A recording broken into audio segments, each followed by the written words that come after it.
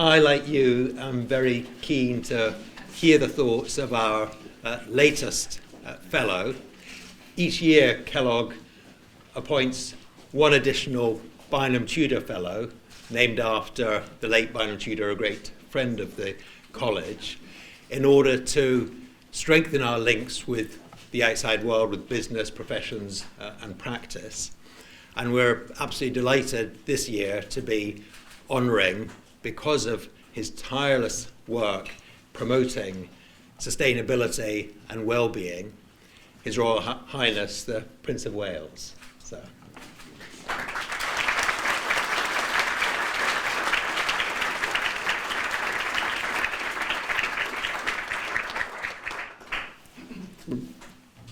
Principal, ladies and gentlemen, the only trouble about your kindness in wanting to give me an award like this, or a fellowship, is that you're then required to say something and sing for your cup of tea. But if I may say so, it really is a great pleasure to be with all of you here today, particularly in view of the fact that, as many of you already know, my foundation has developed a strong relationship with Kellogg, and I really am delighted that it seems to be going from strength to strength. And I must say, I'm enormously touched and flattered that you should have decided to present me with the Bynum Tudor Fellowship, and therefore to be joining so many distinguished recipients. It has also been a very special pleasure to have had the opportunity to speak rapidly to alumni, students, staff, and those involved in current Kellogg initiatives. It's clear, I think, that since the college was founded 3 decades ago, it has picked up significant momentum and indeed scale, empowering so many students to make positive change in the world. Now, ladies and gentlemen, some of you may perhaps have noticed that I have spent a substantial part of my life trying to bring back rather important babies which were carelessly or deliberately thrown out with the bathwater in many areas of life when I was a bit younger. And this, I thought, rather depressing process threatened the loss of vital traditions and practical solutions for things that matter so much to the quality of people's lives.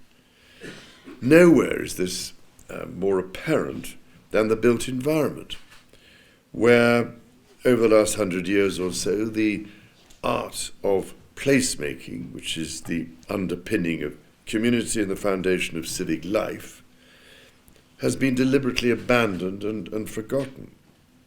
At last, however, and after what seems an eternity, there are signs that it is appearing on the professional and political radar.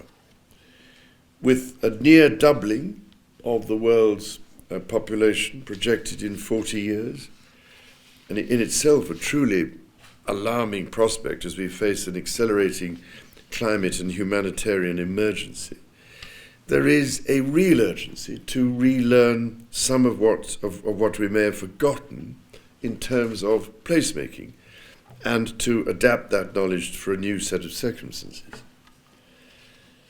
The forces of rapid urbanization, climate change, and natural resource depletion are so great that now is the time for different professions to combine together with a clear focus and determination to help solve these critical issues, which will impact on the lives of millions of people for generations to come.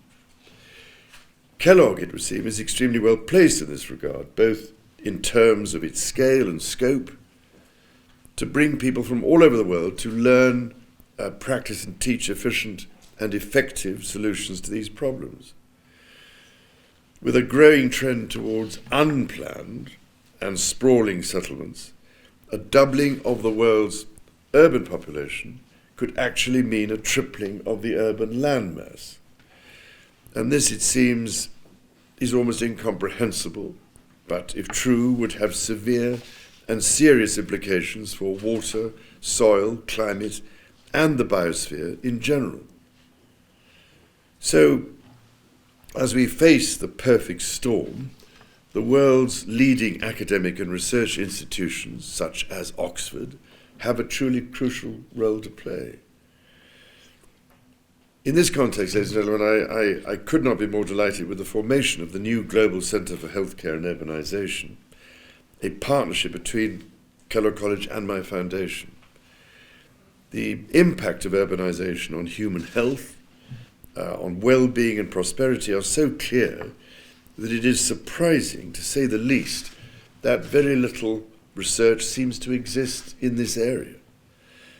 The centre's potential, then, for convening and coordinating evidence-based research that makes the connections between urban form and human health could not, therefore, be more timely and critical. Indeed, it is only with such evidence surrounding a compelling and clear narrative that the leaders around the world will be able to take stronger action to ensure that unplanned settlements become less and less common, and properly planned places become the norm, giving communities the physical setting in which to thrive. If I may say so, I'm also particularly pleased to see that social prescribing is another area on which this centre will be focusing, given that my foundation's Health and Wellbeing Centre at Dumfries House in Scotland is attempting to address exactly these issues. Indeed, when planning new settlements with the right mix of incomes, uses, and natural areas, the opportunities for social prescribing are huge. They not only make perfect social sense, but can be a very economically sensible way to reduce pressure on the National Health Service and help people play a more active role in their communities. So while the challenges ahead of us are incredibly daunting, what is happening here between Kellogg and my foundation provides me with encouragement that these initiatives will grow to meet the obvious demand. And I would particularly like to thank President Jonathan Mitchie and all those from Kellogg College, both for giving me this prestigious fellowship and also for being such a valuable partner to my foundation. Thank you, ladies and gentlemen.